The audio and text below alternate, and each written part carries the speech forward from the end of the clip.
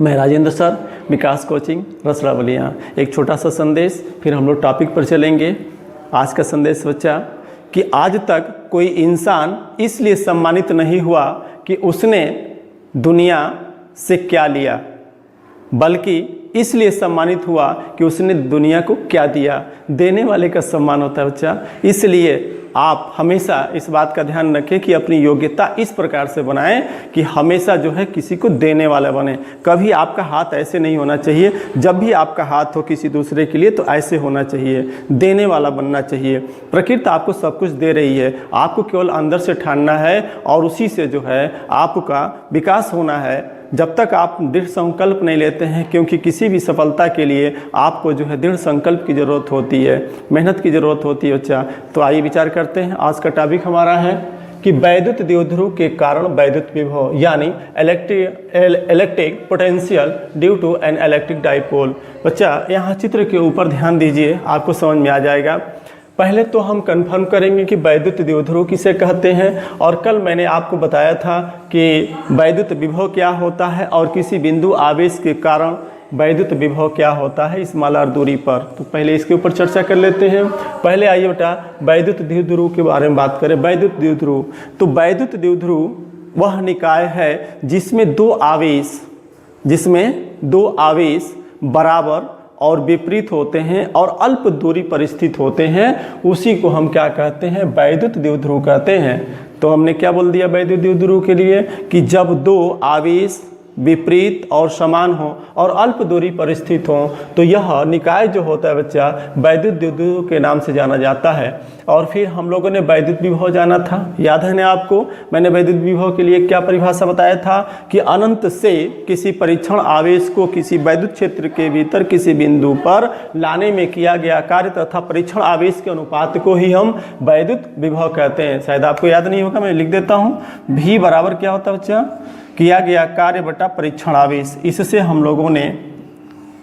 सूत्र से हम लोगों ने जाना था कि वैद्युत विभव किसे कहते हैं। लेकिन किसी बिंदु आवेश के कारण स्मॉल r दूरी पर विभव को जानने के लिए बच्चा हम लोगों ने कल पढ़ा था 4πε0, ठीक है। परावैद्युतांक अगर k है तो q बटा में क्या पढ़ा था, r पढ़ा था। ये कल का हम लोगों ने जान लिया है, क्योंकि मैं टॉपिक आपको क्रमशः पढ़ा रहा हूँ ताकि आपकी पढ़ाई जो है क्रमबद्ध हो, इसमें कोई रुकावट पैदा ना हो।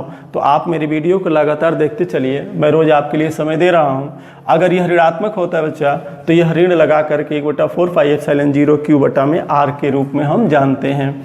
तो ये हो गया आपका वैद्युत विभव, ठीक है। लेकिन आज का जो हेडिंग है electric potential due to an electric dipole के बारे में जानना है, यानी वैद्युत द्विध्रुव के कारण वैद्युत विभव को जानना बच्चा। तो यहाँ से अब हम विचार करेंगे।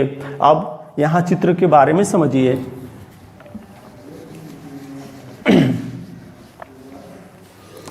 यहाँ पर बच्चा ये दिखाया गया है कि एक वैद्युत द्विध्रुव AB है जो ऋण Q और धन Q आवेश से मिलकर के बना है और इसके बीच की दूरी 2L है। इसके मध्य बिंदु O से स्मॉल r दूरी पर अच्छी स्थिति में एक बिंदु P है जिस पर हमें वैद्युत विभव ज्ञात करना है। बच्चा यहाँ पर ध्यान देंगे, इसी को हमको वैद्युत विभव इसी बिंदु पर ज्ञात करना है। इसके लिए क्या करना होगा, दो आवेश है ना, एक धनात्मक आवेश है, दूसरा क्या है, ऋणात्मक आवेश है।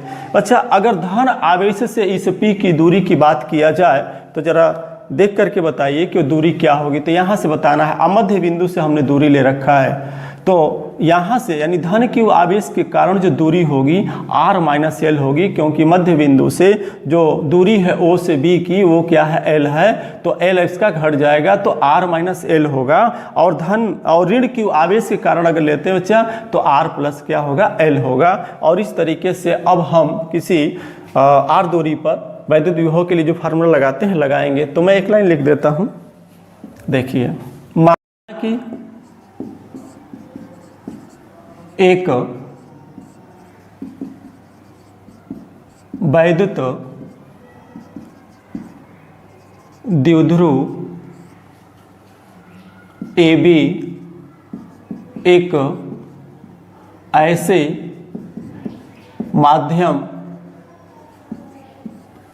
माध्यम में रखा है जिसका पैरावैद्युतांक, जिसका पैरावैद्युतांक k है, यह वैद्युत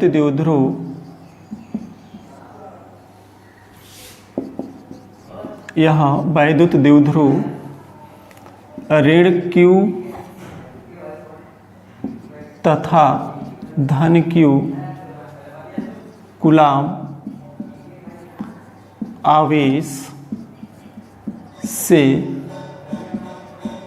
मिलकर बना है,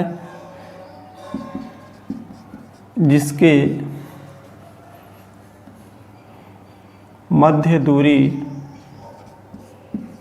2L है। इसके मध्य बिंदु, इसके मध्य बिंदु O से अक्षीय स्थिति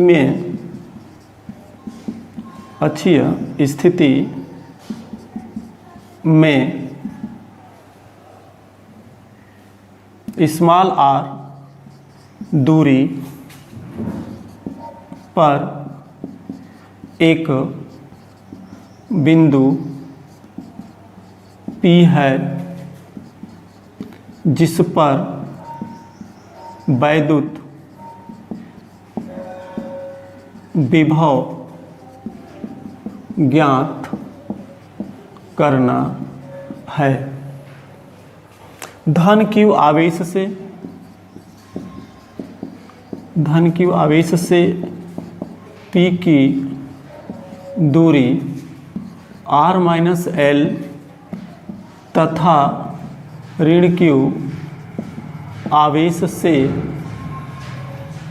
r+L है। तो अच्छा, इतना आपको लिख लेना है। पहले आप चित्र बना लेंगे। माना कि वैद्युत द्विध्रुव क्या है, AB है, जो ऋण Q और धन Q आवेश से, कोई ज़रूरी नहीं कि जैसे मैं लिखा हूँ ना उसी तरीके से आप इसका अपने अंदर जो है ना पूरा डायग्राम को सोचिए, कैसे आपने बनाया है उसी को लिखना है। कोई ज़रूरी नहीं होता कि जो मैं लिखा हूँ हुबहू वही लिखें। आप कहीं से भी अपना टॉपिक उठा सकते हैं और उठा करके लिख सकते हैं। तो जैसे यहाँ पर हमने क्या बताया कि माना कि एक वैद्युत द्विध्रुव AB एक ऐसे माध्यम में रखा है जिसका पैरावैद्युतांक k है। पैरावैद्युतांक समझते बच्चा? जब दो आवेशों के बीच में कोई चालक पदार्थ को रखा जाता है तो उसी को कहा जाता है पैरावैद्युतांक पदार्थ k। उसका मान k के रूप में लिया जाता है। इसको बोलते हैं डाइलेक्ट्रिक कांस्टेंट, ऐसे इसको बताते हैं। और ये जानते हैं विभव के मान को कम कर देता है, आवेशों के बीच में लगने वाले बल को मान को क्या कर देता है, कम कर देता है। तो जो कोई चालक पदार्थ होता है, कोई कागज़ हो सकता है, मोम हो सकता है, प्लास्टिक हो सकता है, पानी हो सकता है, तेल हो सकता है, तेल से लगा हुआ कोई कागज़ हो सकता है, तो पैरावैद्युतांक होता है। तो आप इसको याद रखिएगा, पैरावैद्युतांक क्या है। यह वैद्युत द्विध्रुव ऋण Q और धन Q आवेश से मिलकर के बना है, जिसके मध्य कुल दूरी कितना बचा, जिसके मध्य कुल दूरी कितनी है, 2L है। ठीक है।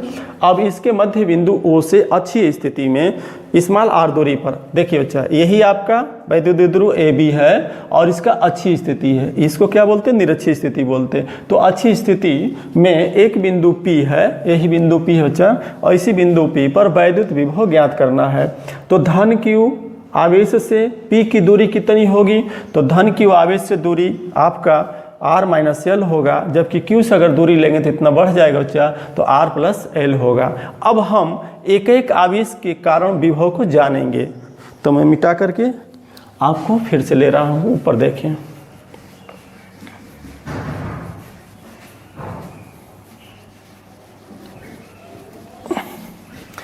मन से पढ़ें, ध्यान से देखते रहेंगे, अभी का भी याद हो जाएगा। फिजिक्स बहुत आसान है, आपको घबराना नहीं है।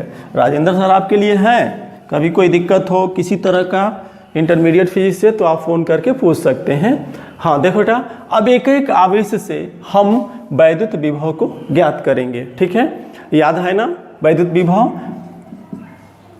अगर स्मॉल आर दूरी के बिंदु ए पर वैद्युत विभव जो कल हम लोगों ने पढ़ा था 1/4 पाई एप्सिलॉन 0 क्यू बटा में क्या था आर था। अगर पैरा वैद्युतांक माध्यम लेते हैं तो के लिख लेते हैं, ठीक है। तो मैं यहाँ पर के भी लिख लेता हूँ, ठीक है। तो इसके ही फार्मूले पर हम अब ले करके चलेंगे, तो एक एक करके हम निकालेंगे। एक तो पहले धन क्यू आवेश से निकालेंगे, दूसरा ऋण क्यू आवेश से निकालेंगे। तो बच्चा यहाँ पर हम लिख रहे हैं धन क्यू आवेश के कारण बिंदु P पर वैद्युत विभव, ठीक है। इस वैद्युत विभव को हम V1 मान लेते हैं बच्चा। धन क्यू आवेश के कारण इस बिंदु P पर वैद्युत विभव को हमने क्या मान रखा V1। तो फार्मूला लिखे ना 1/4 पाई एप्सिलॉन 0 पैरा वैद्युतांक के है, क्यू बटा में क्या होगा आर होगा। तो आर माइनस दूरी क्या होगी एल होगी, क्योंकि क्यू से दूरी ले रहे हैं। इसको मैं मान लिया समीकरण नंबर 1। तो धन क्यू आवेश के कारण बिंदु P पर वैद्युत विभव हमने जान लिया। उसी तरीके से बच्चा ऋण क्यू आवेश के कारण बिंदु P पर वैद्युत विभव, इसको मैं V2 मान लूँ बच्चा। तो क्या होगा 1/4 पाई एप्सिलॉन 0 के, ठीक ना, दूरी लेंगे हम ना, तो क्या होगा बताओ, तो R प्लस L हो गया, ठीक है। इसको मैंने ले लिया। ये समीकरण नंबर क्या होगा 2 होगा। बच्चा जो वैद्युत जो विभव होता है वो राशि कैसी होती है, अदिश होती है। अदिश राशियों को बीजगणितीय योग के माध्यम से जोड़ा घटाया जा सकता है, इस तरह की प्रक्रिया की जा सकती है अदिश अगर राशि है तो अब भी कैसी राशि है, अदिश राशि है। वैद्युत विभव कैसी राशि है बच्चा, अदिश राशि है। तो अब हम इनको क्या करेंगे, जोड़ेंगे। तो ऋण क्यू आवेश के साथ अगर लेंगे तो यह क्या लग जाएगा, ऋण लग जाएगा, ठीक है ना। तो यह धन क्यू आवेश के कारण विभव हो गया और यह ऋण क्यू आवेश के कारण विभव हो गया। चूंकि विभव एक अदिश राशि है, अदिश राशि है। अगर अदिश राशि है बच्चा तो बिंदु P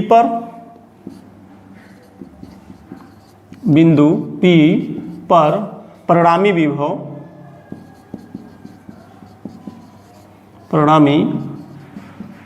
इसको मैं भी मान लेता हूं बच्चा। परिणामी विभव भी बीजगणितीय योग के बराबर होगा। बीजगणितीय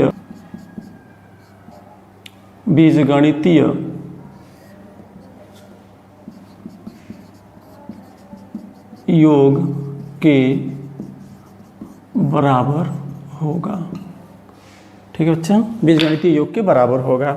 तो अब हम परिणामी विभव को जानना चाहते हैं। परिणामी विभव को क्या मान लिए हैं, भी मान लिए हैं।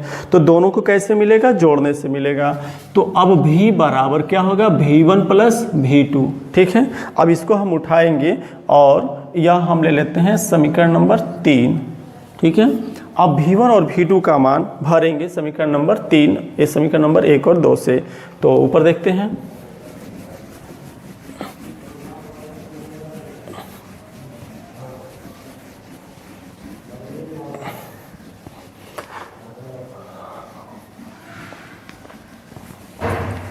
हाँ अच्छा, परिणामी विभव जानना है ना आपको, तो जानिए परिणामी विभव क्या होगा। एक एक करके उठा करके रखना है, याद रखिएगा। V1 का मान कितना है, V2 का मान कितना है, उसको ध्यान रखिएगा।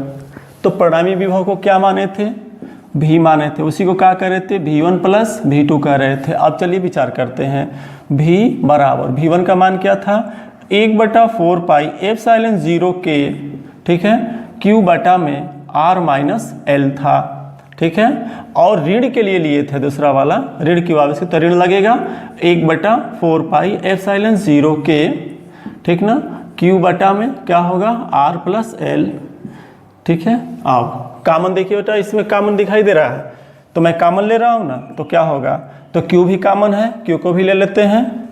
और नीचे देखिए 4 पाई एप्सिलॉन 0 के, ठीक है। और इसको मैं अंदर भर रहा हूँ, क्या बचा है आर माइनस एल, 1/r-l, एक कोष्ट में दूसरे में लेंगे, क्या है वो 1/r+l ले लेंगे, ठीक है। अब हम इसका एलसीएम निकालेंगे, एलसीएम इसी में बड़ा कर देते हैं बच्चा, इसी बढ़ा लेते हैं। तो r-l एक कोष्ट में और होगा r+l एक कोष्ट में, इससे अगर लेंगे तो ये बच जाएगा, तो क्या होगा बच्चा r+l एक कोष्ट में हो जाएगा, अब माइनस, ठीक है। यहाँ पर लेंगे तो क्या होगा r-l होगा, ठीक है। अब इसको हम कोष्टक खोलेंगे तो ये प्लस हो जाएगा और ये माइनस हो जाएगा, तो ये कट जाएगा, 2l बच जाएगा। तो v बराबर, ठीक है, q बटा में 4πε0 के, ठीक ना, और ऊपर क्या बचा है 2l बचा है, ठीक है। और नीचे वर्गांतरण देखिए बच्चा, r-l और r+l वर्गांतरण का सूत्र है ना, तो क्या लिखेंगे r² माइनस l का स्क्वायर लिखेंगे। अब जरा विचार कीजिए 2ql याद आया क्या है, एक लाइन में इसको हम दिखा रहे हैं। तो v बराबर अब 1/4πε0, बिल्कुल आपको दिक्कत नहीं होना चाहिए, 2ql का बटा r² माइनस l का स्क्वायर। तो ये आपको यहाँ से ये दिखा दिया। लेकिन बच्चे ये 2ql को देखो, मैं पीछे क्या पढ़ा के आया हूँ, ये क्या है 2ql, याद आया आपको, ये है P। तो P किसे कहते हैं, P क्या है इलेक्ट्रिक डाइपोल, ठीक है ना, द्विध्रुव। तो हाँ इसको बोलते हैं वैद्युत द्विध्रुव आघूर्ण, चूंकि 2P बराबर 2ql क्या है वैद्युत द्विध्रुव आघूर्ण, याद आया, इसको क्या कहते हैं इलेक्ट्रिक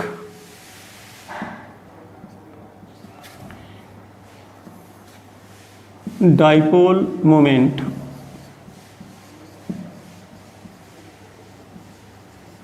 इलेक्ट्रिक डाइपोल मोमेंट, वैद्युत द्विध्रुव आघूर्ण, ये है 2ql, ठीक है ना, इसको दिखा देंगे चूंकि P बराबर 2ql। अब इस 2ql की जगह पर हम क्या रखें P रख लें, तो क्या होगा बताओ, तो ये हो जाएगा 1/4πε0 के, ठीक है, और इसके जगह पर मैं क्या लिखूं P, और होगा r² माइनस l का स्क्वायर। तो अच्छा एक सूत्र हम लोग इसको ले लेंगे, समीकरण नंबर शायद हमारे ख्याल से 4 होगा, 4 दिखा लेंगे, आप समीकरण बदल लीजिएगा क्योंकि मैं मिटा दिया हूँ, दिखाई नहीं दे रहा है ताकि तीसरा चौथा और शायद चौथा ही होगा। तो अच्छा इस सूत्र का हम तब प्रयोग करते हैं, देखिए इस सूत्र का पहले इसी पर समझ लीजिए, इस सूत्र का प्रयोग हम तब करेंगे जब जो है उन दोनों में से किसी एक आवेश का मान पता हो और इस मध्य यानी AB द्विध्रुव के मध्य दूरी पता हो और r दूरी जहाँ पर हमको ज्ञात करना हो, तो इस सूत्र का हम प्रयोग कर लेंगे, इससे निकल जाएगा। तो इस सूत्र से हम निकाल सकते हैं, नहीं तो यदि उसका वैद्युत द्विध्रुव आघूर्ण अगर दिया होगा, इलेक्ट्रिक डाइपोल मोमेंट दिया होगा, तो अगर P ज्ञात होने पर इस सूत्र का हम प्रयोग कर लेंगे, ठीक है ना। अब यहाँ से मैं कुछ और चेंज करने वाला हूँ, ध्यान से देखते चलिए, क्योंकि न्यूमेरिकल में हर समय आपको अलर्ट रहना है, कौन सूत्र कहाँ पर लगेगा, क्या क्या दिया है, कैसे कैसे पूछ रहा है, तो ये सारी चीज़ें जो हैं बिल्कुल कंफर्म आपको याद रहना चाहिए। तो मैं यहाँ से इसको उठा रहा हूँ। अच्छा यहाँ से ध्यान दीजिए, आपका क्या है v बराबर 1/4πε0 के P बटा में इतना r² माइनस l का स्क्वायर, समीकरण नंबर क्या है 4 है। अगर ये देखा जाए, यदि यहाँ से उठा रहे हैं बच्चा, यदि L lesser than small r है तो अगर बहुत छोटा है, ध्यान दीजिए, अगर वैद्युत द्विध्रुव अल्प दूरी पर ही होता है, अगर मध्य बिंदु से ले तो और अल्प हो गया, और अगर ले जाकर के बाहर किसी r दूरी पर हम बहुत बड़ी दूरी पर ले जाकर के वैद्युत विभव को ज्ञात करना चाहें, तो उस स्थिति में इस r के सापेक्ष l के मान को नगण्य माना जा सकता है। तो यहाँ पर मैं दिखा रहा हूँ कि यदि L लेसर देन क्या है r है, तो याद रखिए अब l² का मान r² के सापेक्ष बहुत छोटा हो जाएगा, उस स्थिति में इसे हम नगण्य मान सकते हैं। तो यदि L लेसर देन r है तो L के मान को नगण्य मान सकते हैं।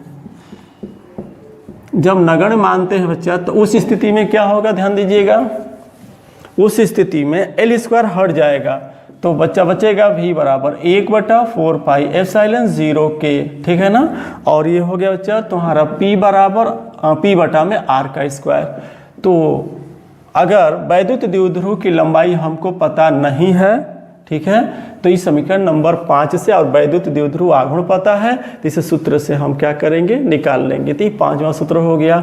अब इससे पैरावैद्युतांक जो डायलेक्ट्रिक कांस्टेंट है बच्चा, अगर यह निर्वात में हो, यानी हमारा जो वैद्युत द्विध्रुव हो निर्वात हो या वायु में हो, कोई दूसरा पैरावैद्युतांक पदार्थ मतलब कि कुचालक पदार्थ न हो, उसके संपर्क में न हो, तो उस स्थिति में क्या होता है, तो यदि निर्वात के लिए, यदि के निर्वात अथवा वायु के लिए, तो याद रखिए बच्चा उस स्थिति निर्वात तथा वायु के लिए k का मान 1 होता है। तो अब जरा सा फार्मूला देखिए, ये तब हम सूत्र का प्रयोग करते हैं जब पैरावैद्युतांक पदार्थ k का मान हमको पता रहेगा, तो इस सूत्र का हम प्रयोग करेंगे जहाँ जहाँ भी होगा। अगर नहीं दिया होगा तो आप सीधे डायरेक्ट उठा करके निर्वात तथा वायु के लिए होगा तो आप सीधा भर लीजिएगा। तो ये सूत्र फिर हम छठवां में ले लेंगे, तो ये हो जाएगा 1/4 पाई एप्सिलॉन 0, तो k हट जाएगा, ठीक है, तो क्या बचेगा p बटा में r का स्क्वायर, ठीक है ना। तो ये ऐसा हो गया। विभव का मात्रक क्या होता है बच्चा, वोल्ट होता है। तो इसको कहीं भी आएगा विभव के लिए मात्रक वोल्ट, क्योंकि जूल प्रति क्या होता है, कूलाम होता है, उसको हम क्या बोलते हैं, वोल्ट बोलते हैं। भी कैसी राशि है, अदिश राशि है, याद रखना। वैद्युत क्षेत्र की तीव्रता कैसी राशि है, सदिश राशि है, तो याद रखना। तो यह भी हमको यह तब मिला है जब वैद्युत द्विध्रुव आघूर्ण हमको पता रहेगा और दूरी पता रहेगा, पैरावैद्युतांक पदार्थ जो हो उसके का मान 1 होगा। तो छठवां नंबर क्वेश्चन से हम सूत्र से हम उसको निकाल लेंगे। तो ये आपका पूरा कंप्लीट हो गया है। घर पे बैठिए, मन से पढ़िए, किसी तरह का कोई प्रॉब्लम है आपके लिए राजेंद्र सर है ना, कभी भी आपके लिए उपलब्ध हैं, हमेशा रहेंगे। धन्यवाद, खुश रहिए।